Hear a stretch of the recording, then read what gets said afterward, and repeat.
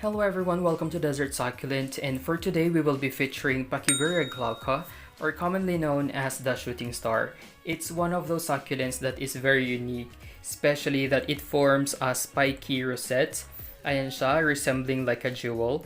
Yung leaves niya are very thick, almost cylindrical in shape. This succulent is also coated with yung farina, and that gives the plant yung parang soft and powdery appearance, although yung kanyang farina is not as thick as compared to other succulents. Our shooting star prefers yung warm to hot climate because they cannot tolerate yung mga cold temperatures, especially if it's gonna be below 7 degrees Celsius. This one can tolerate yung high heat and intense sunlight. That makes it a perfect succulent of choice dito sa Pilipinas. Itong ating mother shooting star is receiving full filtered sunlight, including this one na nasa likod. This one is a skull pot. Ito yung ginamit natin nung gumawa tayo ng ating Halloween arrangement. Ayan siya. So this one is also receiving full filtered sunlight. And lastly, this is the shooting star that is receiving full sunlight. Ayan siya. So there's no filter. Ito yung nasa rain or shine na area. They are both offsets nitong ating mother's shooting star. So ngayon, we will try to compare if there is a difference between filtered sunlight versus full sunlight.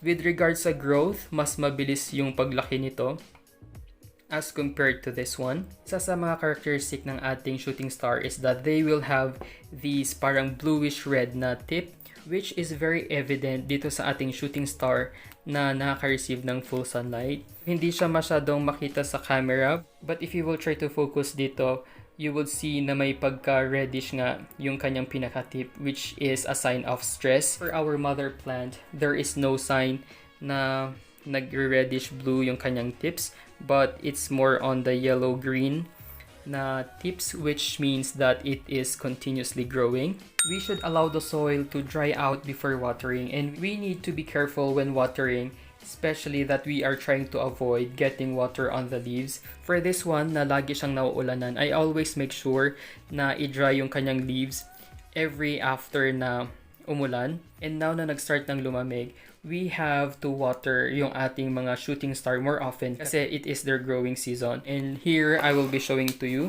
yung ating shooting star. In fact, may 2 offsets na naman siya. Medyo special yung succulent na to with regards with watering. And for you to know if dapat na ba nating diligan yung ating shooting star, you have to check yung lowermost leaves for signs of drying. And if you see signs of drying, then you have to water yung inyong mga shooting star. Like for example, this one, it's already dry.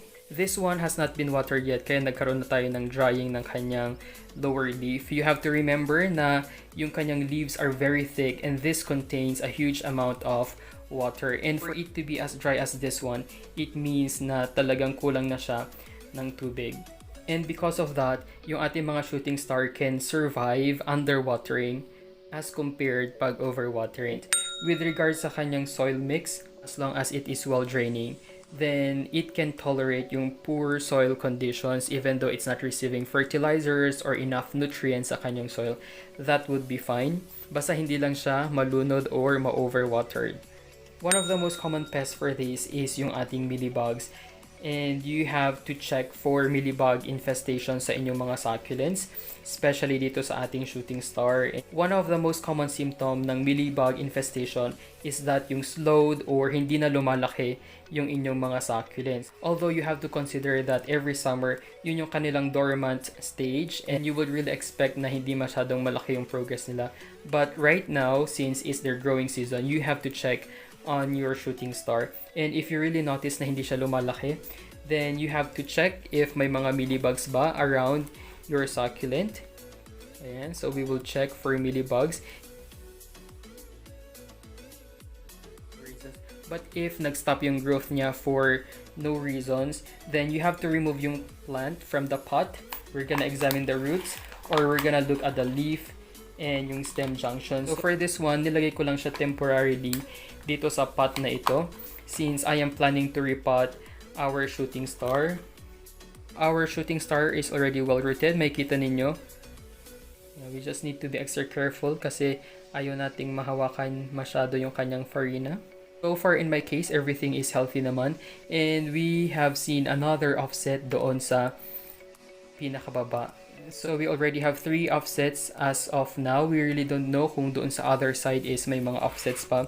You would also see na may mga bago siyang roots dito. Is characterized as having these pinkish na itsura niya as compared to the old roots na medyo darker na yung kanilang color. Ayan siya. So even this one is bagong roots lang ito. Ayan siya. So right now we will be doing the actual repotting nitong ating shooting star. We will be transferring it into this clay pot over here. We will not be replacing yung kanyang soil sa ngayon kasi 3 or 4 months pa lang siyang nandito sa kanyang soil.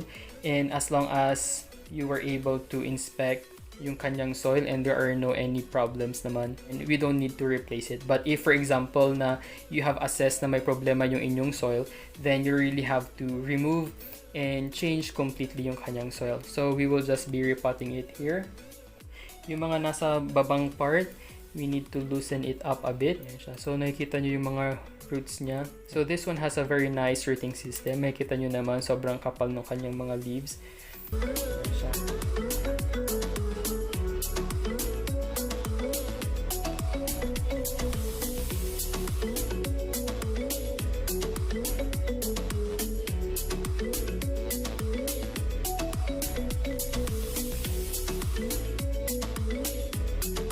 Unlike before na tinanggalan natin siya ng offsets, right now we will be saving itong mga bago niyang offsets. And I think it also looks nice na may mga babies siya dyan sa ibaba. We are almost done. All we need to do is we will backfill itong mga remaining spaces with our succulent soil mix.